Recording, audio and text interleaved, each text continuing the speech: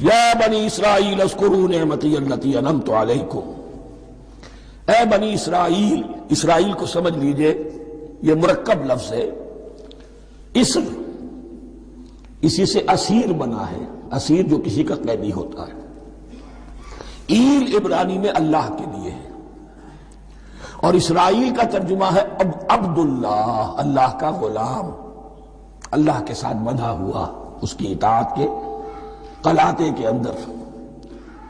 تو یہ اسرائیل یہ لقب ہے حضرت یعقوب علیہ السلام کا۔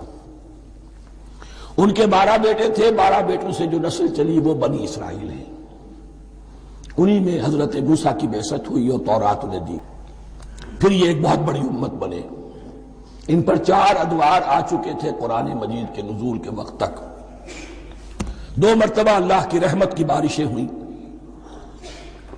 انہیں عروج نصیب ہوا۔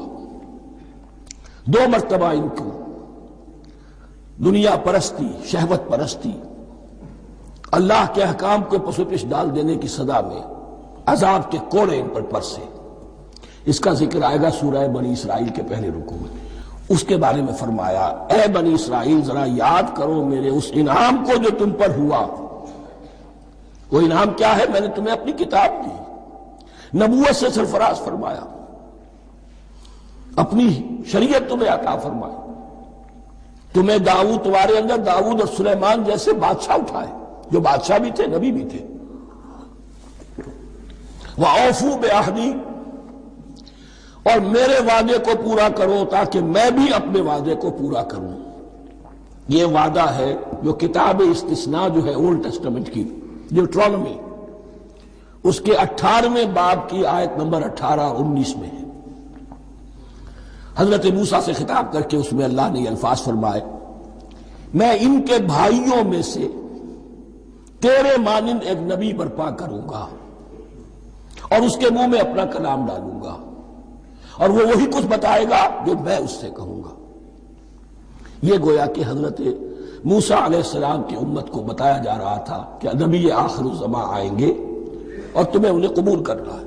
قرآن مجید میں اس کا بڑا تفصیلی ذکر سورہ اعراف میں آئے گا انشاءاللہ، لیکن یہاں فرمایا اوفوا بعہدی اوف بعہدکم، تم میرا عہد پورا کرو، میرے اس نبی کو تسلیم کرو، اس پر ایمان لاؤ، اس پر کی صدا پر لبیک کہو، تو میں تمہیں میرے انعام و اکرام اور بڑھتے چلے جائیں گے۔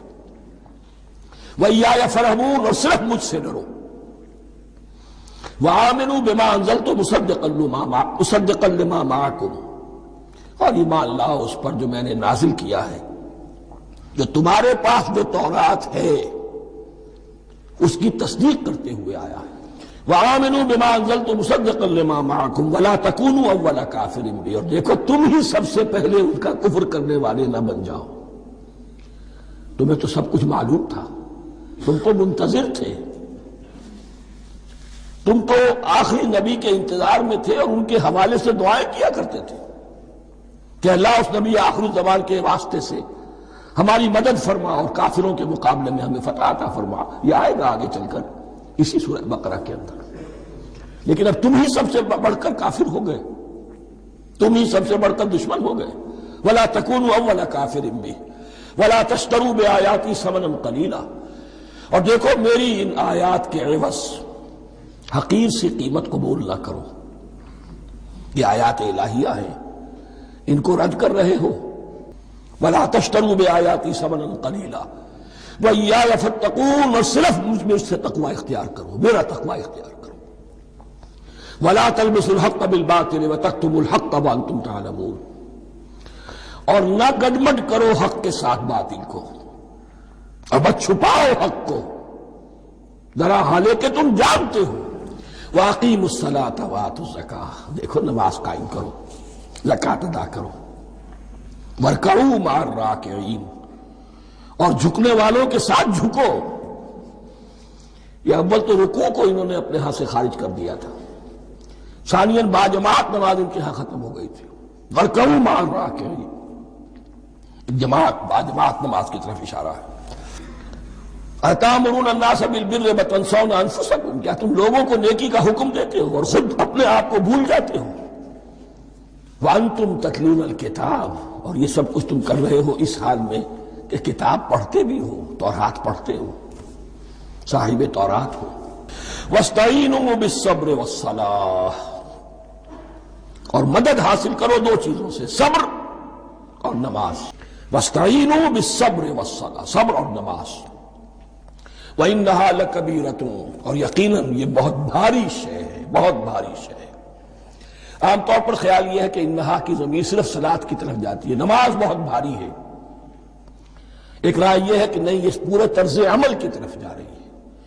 یہ طرز عمل کہ خود صبر کرو، اس دنیا میں صبر کرو، دنیا اور دنیا کے متعلقات میں کم سے کم پر قانے ہو جاؤ، اور حق کا بول بالا کرنے کے لیے میدان میں آ جاؤ، یہ طرز عمل۔ اور اس میں پھر نماز، الصلاۃ عماد الدین۔ وَإِنَّهَا لَكَبِيرَةٌ إِلَّا عَلَى الْخَاشِعِينَ، یقیناً بہت بھاری چیز ہے، یہ روش، یہ رویہ بھی بہت بھاری اور نماز بھی بہت بھاری ہے، سوائے ان خشوع رکھنے والوں کے، ڈرنے والوں کے، جن کے دل جھک گئے ہیں اللہ کے سامنے۔ الَّذِينَ يَظُنُّونَ أَنَّهُم مُّلَاقُو رَبِّهِمْ، جنہیں یہ یقین ہے کہ انہیں اپنے رب سے ملاقات کرنی ہے، جیسا کہ میں نے شروع میں توجہ دلائی تھی، وَبِالْآخِرَةِ هُمْ يُوقِنُونَ، یہ ایمان بالآخرت ہے جو انسان کو سیدھا رکھتا ہے عمل کے میدان میں۔ الذین یظنون انہم ملاقو ربہم وانہم الیہ راجعون، اور جنہیں یہ یقین ہے کہ بالآخر اسی کی طرف ہمیں لوٹنا ہے۔ یا بنی اسرائیل اذکروا نعمتی التی انعمت علیکم وانی فضلتکم علی العالمین واتقوا یوما لا تجزی نفس عن نفس شیئا ولا يقبل منها شفاعة ولا يؤخذ منها عدل ولا هم ينصرون۔ صدق اللہ العظیم۔ رب اشرح لي صدری ویسر لي امری واحلل عقدۃ من لسانی یفقہوا قولی۔ جیسا کہ میں نے عرض کیا تھا، سورہ بقرہ کے 5ویں رکوع سے اور 14ویں رکوع تک تو مسلسل، بلکہ 15ویں رکوع کی بھی پہلی 2 آیات شامل کرنی ہوں گی۔ یہ 10 رکوعوں سے 2 آیات زائد ہیں کہ جن میں خطاب کل کا کل بنی اسرائیل سے ہے۔ البتہ اس میں یہ فرق ہے کہ پہلا رکوع جو ہے وہ ان کو دعوت پر مشتمل ہے، نبی اکرم صلی اللہ علیہ وسلم پر ایمان لانے کی پرزور دعوت۔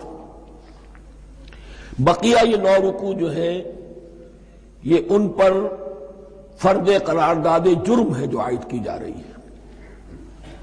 ہم نے تمہارے ساتھ یہ احسان و اکرام کیا، تم پر یہ فضل کیا، یہ کرم کیا، تمہیں یہ حیثیت دی، تمہیں یہ مقام دیا، تم نے اس طور سے اپنے اس مشن کی خلاف ورزی کی، اپنے مقام اور مرتبے کو چھوڑ کر اور دنیا پرستی اختیار کی۔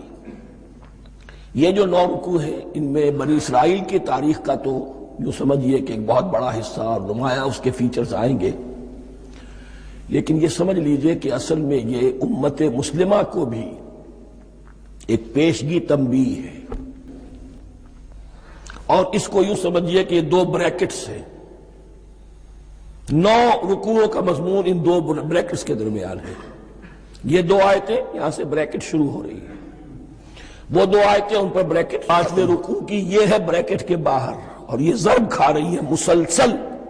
اس بریکٹوں کے درمیان جتنی بھی مضمون آ رہا ہے وہ سب ان کے تابع ہوگا، گویا کہ جہاں تک حضور پر ایمان لانے کا معاملہ ہے وہ انڈرسٹوڈ سمجھا جائے گا، مقدر سمجھا جائے گا ہر مرحلے پر ان 2 بریکٹوں کے مابین۔ اب چلیے بسم اللہ۔ یا بنی اسرائیل اذکروا نعمتی التی انعمت علیکم وانی فضلتکم علی العالمین، اے اسرائیل کی اولاد، یاد کرو میرے اس انعام کو جو تم پر ہوا، اس کی وضاحت میں کر چکا ہوں، لیکن یہاں جو الفاظ آ رہے ہیں بہت زوردار، وانی فضلتکم علی العالمین، میں نے تمہیں فضیلت عطا کی تمام جہانوں پر۔ یہاں ایک قاعدہ نوٹ کر لیجئے، عربی نحو کا قاعدہ یہ ہے کہ کہیں ظرف جس میں کوئی شے ہے، ظرف کی جمع لے لیتے ہیں، مراد ہوتا ہے مظروف، ظرف کے اندر جو شے ہے اس کی جمع۔ تمام جہانوں پر فضیلت، کیا فرشتوں پر بھی فضیلت؟ نہیں، جہان والوں پر، تمام اقوام عالم پر تمہیں فضیلت عطا کی، یہ مطلب ہے اس کا۔ تمام عالموں پر، تمام جہانوں پر، یعنی تمام جہان والوں پر، اس انسان عالم انسانیت کے اندر جتنے بھی مختلف گروہ ہیں، نسلیں ہیں، طبقات ہیں، ان میں فضیلت۔ واتقوا یوما لا تجزی نفس عن نفس شیئا، میں عرض کر چکا ہوں، اب تیسری مرتبہ پھر عرض کر رہا ہوں، اصل شیخ آخرت، محاسبہ آخرت، یہ مستحضر ہوگا تو انسان سیدھا رہے گا۔ اس میں کمزوری آ جائے، ضعف آ جائے تو باقی ایمان باللہ، ایمان بالرسالت، یہ نہ معلوم کیا کیا شکلیں اختیار کر لیں۔ دیکھیے اس آیت کے اندر 4 اعتبارات سے محاسبہ آخرت کا زور ہے۔ واتقوا یوما، ڈرو اس دن سے، لا تجزی نفس عن نفس شیئا، جس دن کوئی جان کسی دوسرے کے کام نہ آ سکے گی، ولا يقبل منها شفاعہ، اور نہ کسی سے کوئی سفارش یا شفاعت قبول کی جائے گی، ولا يؤخذ منها عدل، نہ کسی سے فدیہ قبول کیا جائے گا، ولا هم ينصرون، اور نہ انہیں کوئی مدد مل سکے گی۔ واتقوا یوما لا تجزی نفس عن نفس شیئا، کوئی انسان دوسرے انسان کے کام نہیں آ سکے گا، ولا يقبل منها شفاعت، کسی جان کی طرف سے کوئی سفارش قبول نہیں ہوگی، ولا يؤخذ منها عدل، نہ کوئی فدیہ قبول کیا جائے گا، ولا هم ينصرون، نہ انہیں کوئی مدد مل سکے۔ اب اس کے بعد اللہ تعالیٰ کے احسانات اور ان کی طرف سے جو ناشکریاں ہوئی ہیں ان کی بڑی تفصیل کے ساتھ اب بات چلے گی، تفصیل نہیں، تیزی کے ساتھ۔ یہ واقعات کئی 100 برس کے ہیں، لیکن ایک تو یہ کہ ان کی تفاصیل مکی صورتوں میں آ گئی ہیں، سب سے زیادہ سورہ اعراف میں ملیں گی، اور بھی کئی صورتوں میں آپ کو مل جائے گی۔ یہاں پر تو پے بپے، جیسے کہ ایک قرارداد جرم کسی پر کی جاتی ہے تو اس میں سب گنوائے جاتے، تم نے یہ کیا، یہ کیا، یہ کیا۔ وَإِذْ نَجَّيْنَاكُم مِّنْ آلِ فِرْعَوْنَ، اور ذرا یاد کرو جب کہ ہم نے تمہیں نجات دی تھی فرعون کی قوم سے۔ يَسُومُونَكُمْ سُوءَ الْعَذَابِ، وہ تمہیں بدترین عذاب میں مبتلا کیے ہوئے تھے۔ يُذَبِّحُونَ أَبْنَاءَكُمْ وَيَسْتَحْيُونَ نِسَاءَكُمْ، تمہارے بیٹوں کو ذبح کر ڈالتے تھے اور تمہاری عورتوں کو زندہ رکھتے تھے۔ عورتیں تو پھر ان کے کام آتی تھی، گھر میں کام کاج کے لونیاں بنتی تھی، گھروں میں ڈال دیتے تھے، لیکن لڑکوں کو، اور یہ 2 موقع پر ہوا ہے بنی اسرائیل کے ساتھ، یہ بعد میں انشاءاللہ اس کی تفصیل آئے گی۔ وَفِي ذَلِكُمْ بَلَاءٌ مِّن رَبِّكُمْ عَظِيمٌ، اور یقیناً اس میں تمہارے رب کی طرف سے تمہارے لیے بڑی آزمائش تھی۔ وَإِذْ فَرَقْنَا بِكُمُ الْبَحْرَ، اور یاد کرو جب کہ ہم نے تمہارے لیے سمندر کو پھاڑ دیا یا دریا کو پھاڑ دیا۔ وَإِذْ فَرَقْنَا بِكُمُ الْبَحْرَ فَأَنْجَيْنَاكُمْ، جب ہم نے تمہارے لیے یا تمہارے ساتھ سمندر کو پھاڑ دیا، تمہارے لیے، تمہارے گزرگاہ بنانے کے لیے، تو تمہیں تو نجات دے دی۔ وَأَغْرَقْنَا آلَ فِرْعَوْنَ وَأَنْتُمْ تَنظُرُونَ، اور تمہاری نگاہوں کے سامنے فرعون کے لاؤ لشکر کو غرق کیا، تم دیکھ رہے تھے، یہ گزر چکے تھے، اس ساحل پر کھڑے ہیں، ادھر سے یہ داخل ہوئے ہیں اور پانی دونوں طرف سے آ کر مل گیا اور یہ غرق۔ وَإِذْ وَعَدْنَا مُوسَىٰ 40 لَيْلَةً، اور یاد کرو پھر جب کوہ طور پر ہم نے موسیٰ کو 40 دن کے لیے بلایا۔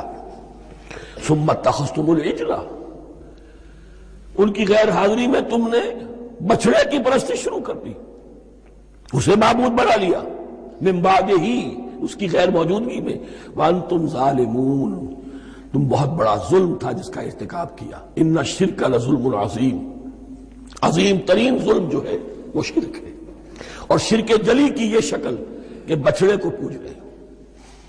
ثم عفونا عنکم من بعد ذلک، پھر ہم نے تمہیں اس کے بعد بھی معاف کیا، یہ ہمارا کرم رہا ہے، ہماری رحمت رہی۔ من بعد ذلک لعلکم تشکرون، تاکہ تم شکر کرو۔ وَإِذْ آتَيْنَا مُوسَى الْكِتَابَ وَالْفُرْقَانَ لَعَلَّكُمْ تَهْتَدُونَ، اور یاد کرو جب کہ ہم نے موسیٰ کو کتاب اور فرقان عطا فرمائی۔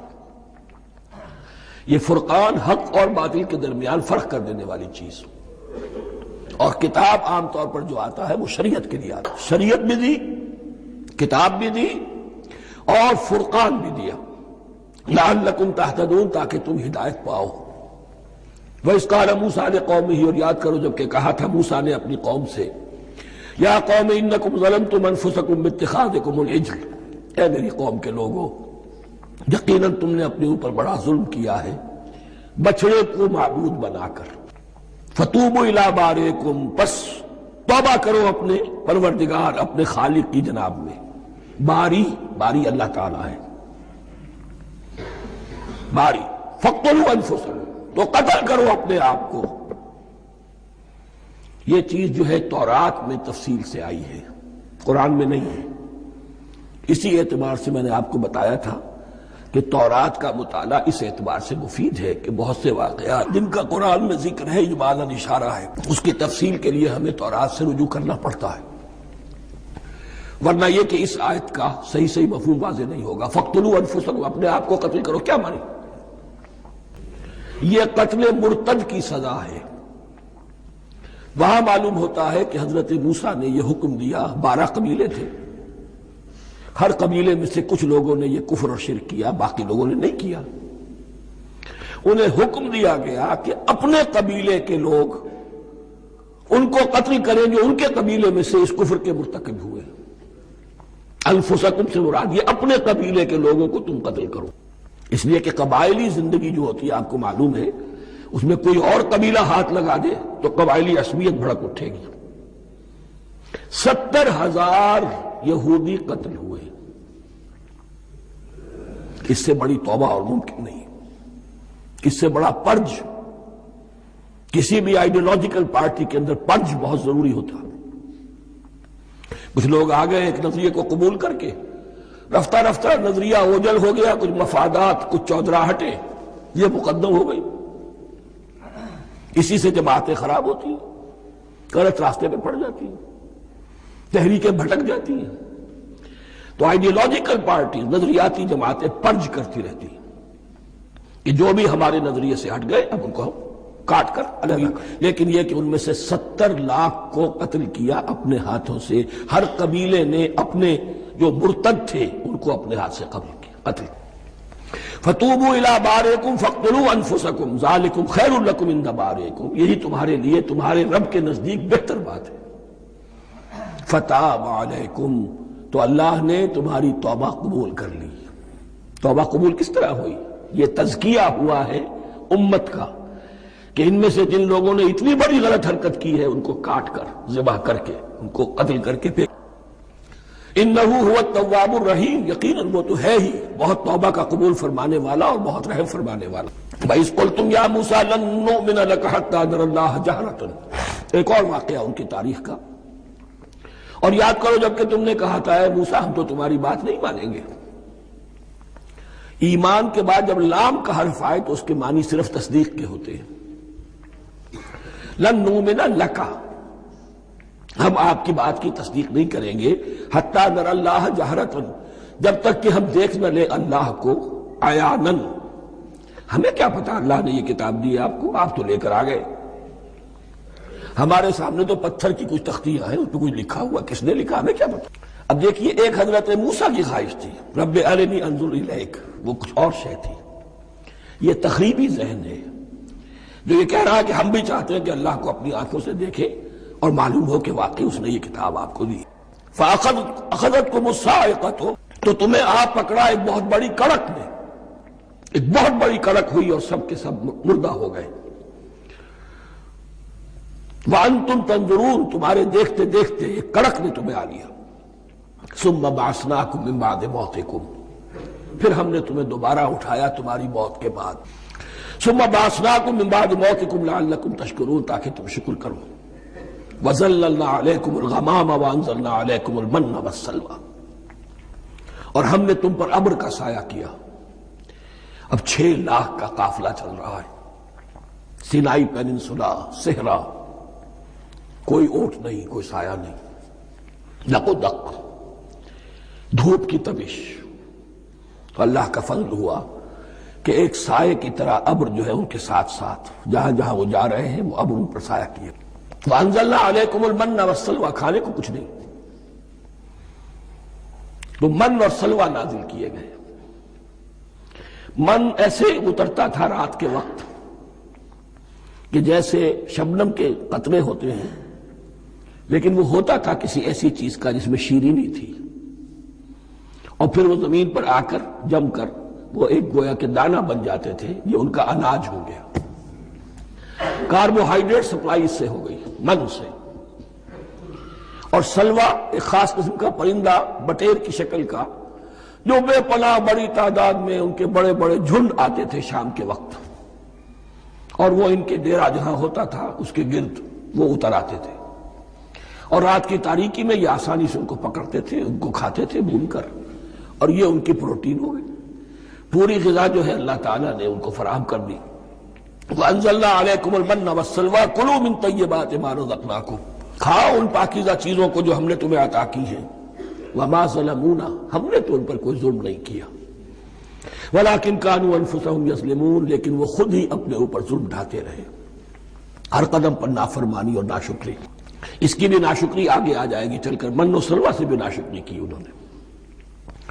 وَإِذْ قُلْنَا ادْخُلُوا هَٰذِهِ الْقَرْيَةَ فَكُلُوا مِنْهَا حَيْثُ شِئْتُمْ رَغَدًا وَادْخُلُوا الْبَابَ سُجَّدًا وَقُولُوا حِطَّةٌ نَغْفِرْ لَكُمْ خَطَايَاكُمْ، اور یاد کرو جب کہ ہم نے تم سے کہا تھا اس شہر میں داخل ہو جاؤ اور پھر کھاؤ اس میں سے بافراغت جہاں سے چاہو جو چاہو، لیکن دیکھنا دروازے میں داخل ہونا جھک کر، اور کہتے رہنا مغفرت مغفرت مغفرت، ہم تمہاری خطاؤں سے درگزر فرمائیں گے۔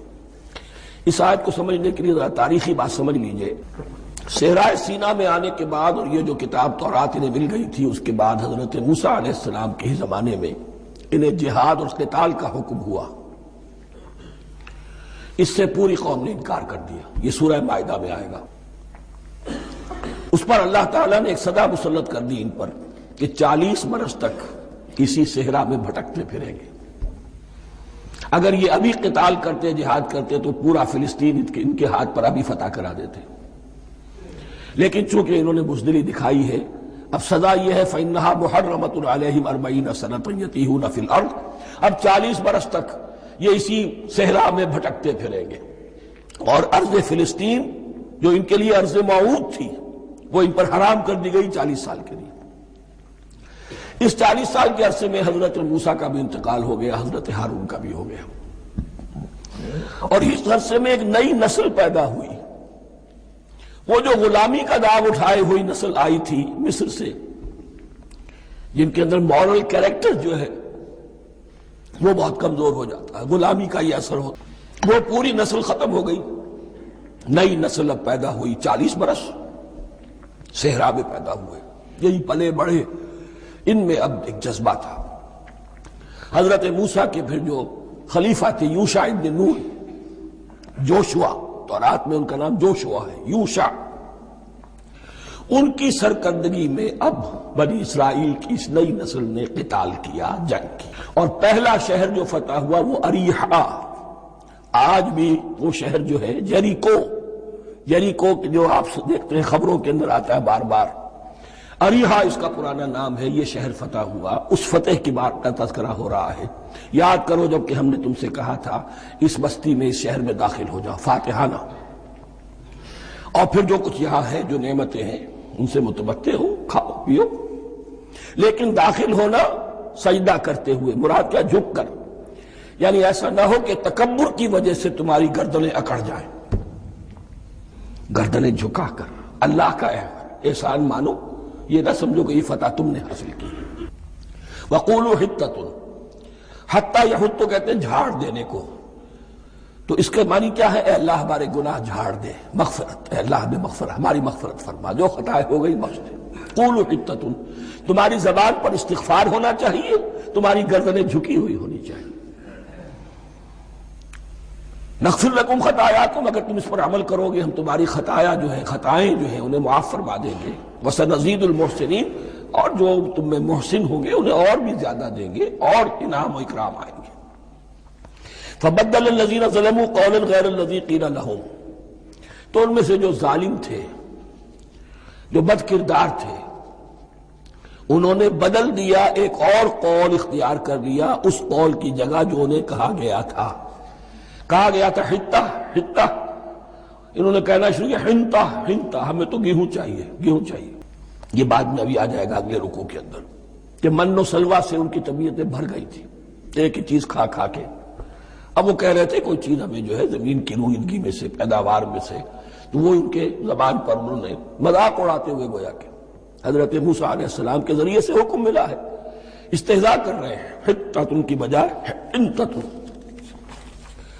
فانزلنا علی الذین ظلموا رجزا من السماء بما كانوا یفسقون، تو جن لوگوں نے یہ حرکت کی تھی ان پر ہم نے آسمان سے ایک بہت بڑا عذاب نازل کیا۔ تورات سے معلوم ہوتا ہے کہ پلیگ آئی اور جنہوں نے یہ حرکت کی تھی وہ سب کے سب ہلاک ہو گئے یریکو کے اندر، بما كانوا یفسقون، بسبب اس نافرمانی کے جو انہوں نے کی۔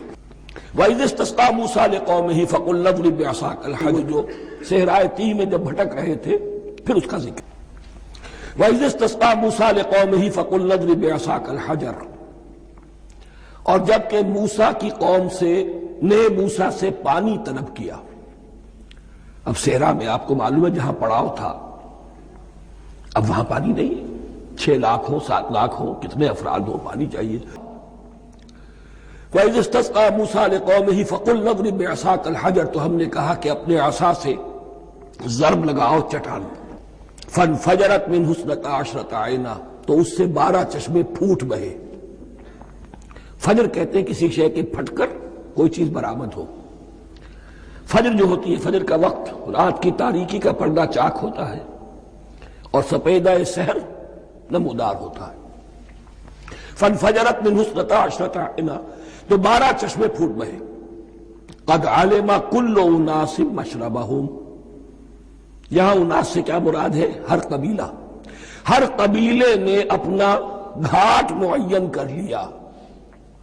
12 قبیلے تھے، اگر علیحدہ علیحدہ نہ ہوتا معاملہ، 12 چشمے اسی لیے دیے گئے کہ لڑے نہ جھگڑے نہ۔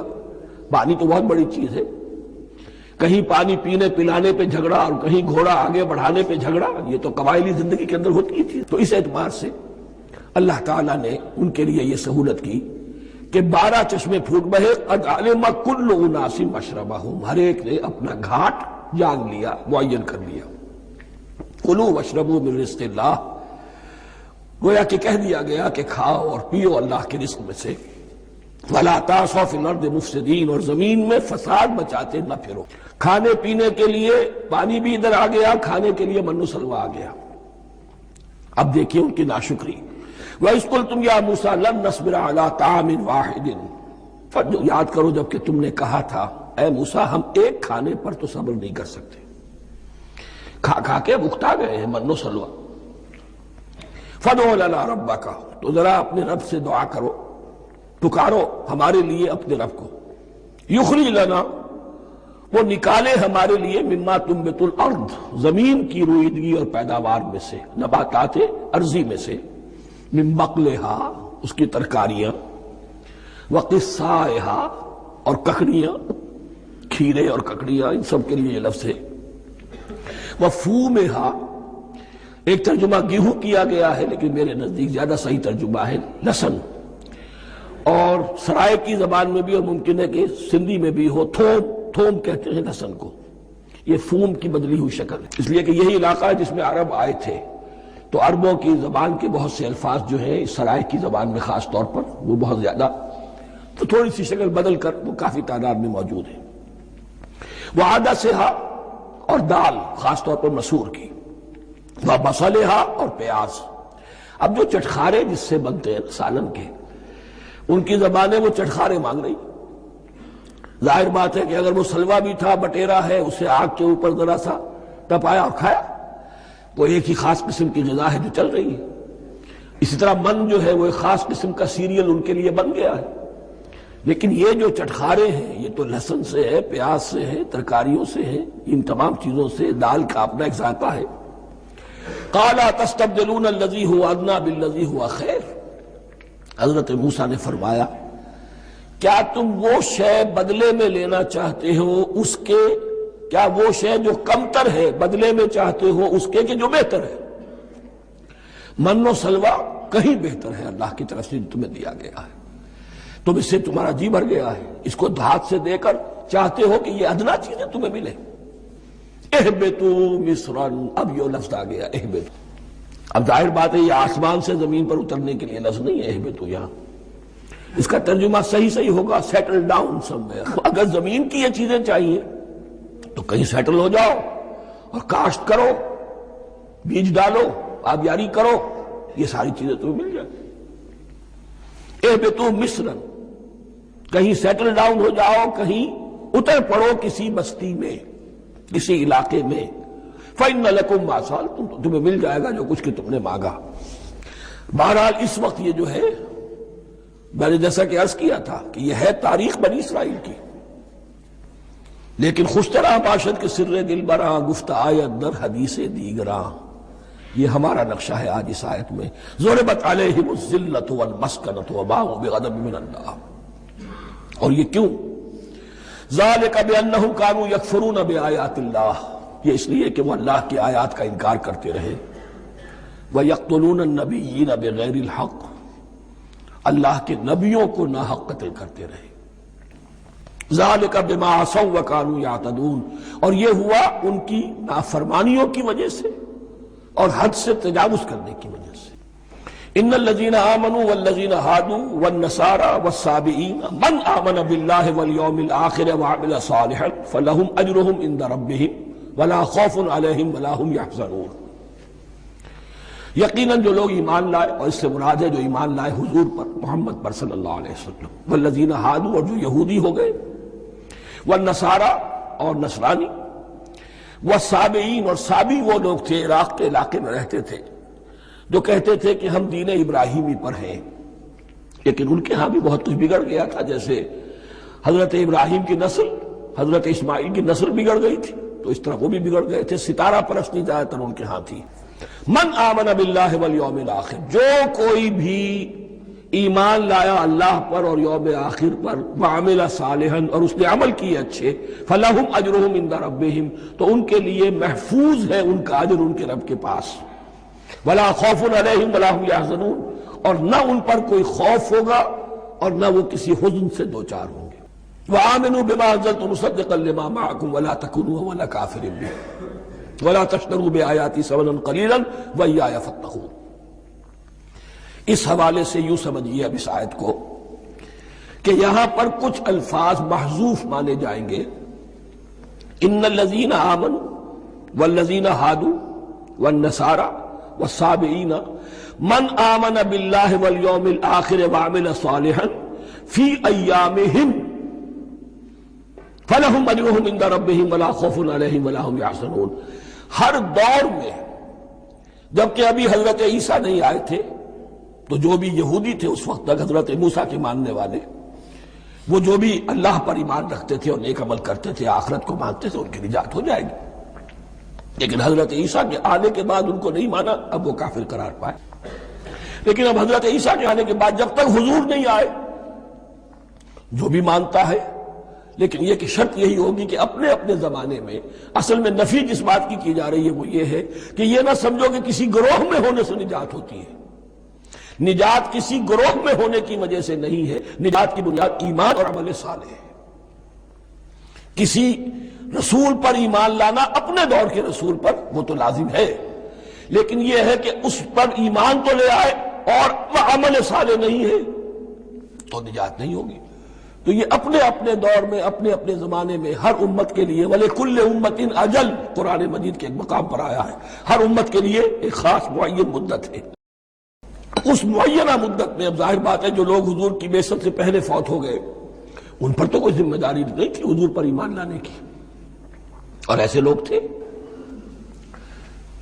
ان الذين آمنوا والذين هادوا والنصارى والصابئين من آمن بالله واليوم الآخر وعمل صالحا، اور محذوف الفاظ فی ازمنتہم، اپنے اپنے زمانے میں، یا فی ایامہم، فلہم اجرہم عند ربہم ولا خوف علیہم ولا هم یحزنون.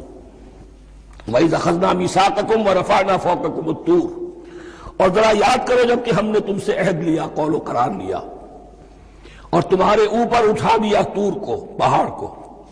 جب تورات دی گئی تو اس وقت ایک کیفیت معجزانہ طور پر ایسی پیدا کی گئی، ان کے اوپر ایک روب ڈالنے کے لیے اور خشیت قلب میں پیدا کرنے کے لیے کوہ طور اٹھا کر معلق کر دیا گیا۔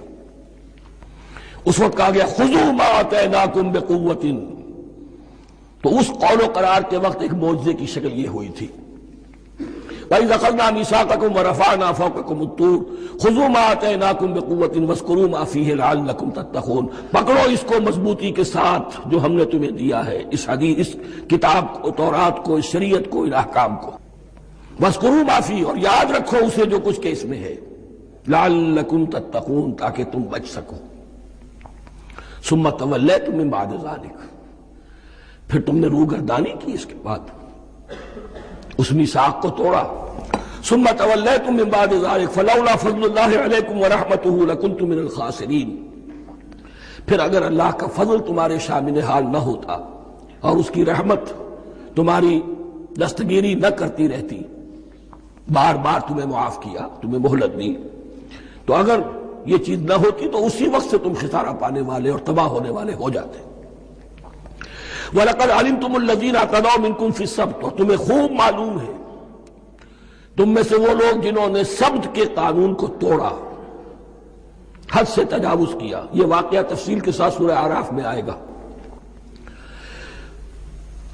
وَلَقَدْ عَلِمْتُمُ الَّذِينَ اعْتَدَوْا مِنْكُمْ فِي السَّبْتِ، اور تمہارے علم میں ہے تمہارے وہ لوگ کہ جنہوں نے سبت کے قانون کے ضمن میں خلاف ورزی کی، فَقُلْنَا لَهُمْ كُونُوا قِرَدَةً خَاسِئِينَ، تو ہم نے کہہ دیا ان کو کہ ہو جاؤ ذلیل بندر، ان کی شکلیں مسخ کر دی گئی، انہیں بندروں کی شکل میں تبدیل کر دیا گیا۔ فَجَعَلْنَاهَا نَكَالًا لِمَا بَيْنَ يَدَيْهَا، پھر ہم نے اس واقعے کو یا اس بستی کو ایک بنا دیا مثال، لوگوں کے لیے ان کی عبرت کے سامان بنا دیا، ان کے لیے بھی جو سامنے موجود تھے اس زمانے کے لوگ اور ان کے لیے بھی جو بعد میں آنے والے تھے، وَمَوْعِظَةً لِّلْمُتَّقِينَ، اور اسے ایک نصیحت، ایک سبق آموزی کی بات بنا دیا اہل تقویٰ کے لیے۔